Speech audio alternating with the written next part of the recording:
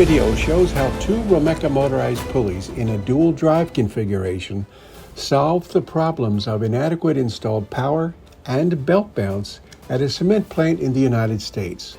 It also explains how these compact, internally powered drives simplified the conversion from a single to a dual conveyor drive system. Built in 1960 and expanded in 1978, this cement plant struggled with two operational problems on the tunnel reclaim conveyor, which had a 75 horsepower motor and external gear reducer in the head pulley position. One problem was the drive's inability to restart the conveyor when fully loaded.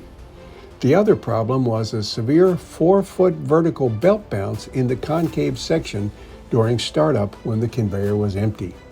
Upgrading the drive system to two Rulmeca motorized pulleys enabled the operator to consistently start the conveyor under full load while eliminating belt bounce.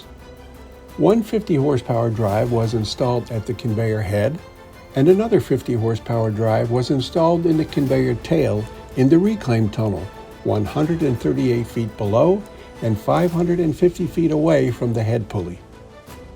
Increasing installed power from 75 to 100 horsepower solved the inadequate power problem.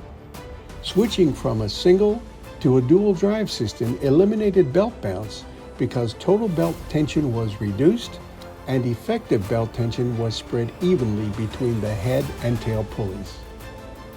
The use of two Rulmeca motorized pulleys in this head and tail drive arrangement simplified the conversion from a single to a dual drive arrangement because of the product's compactness and lightweight.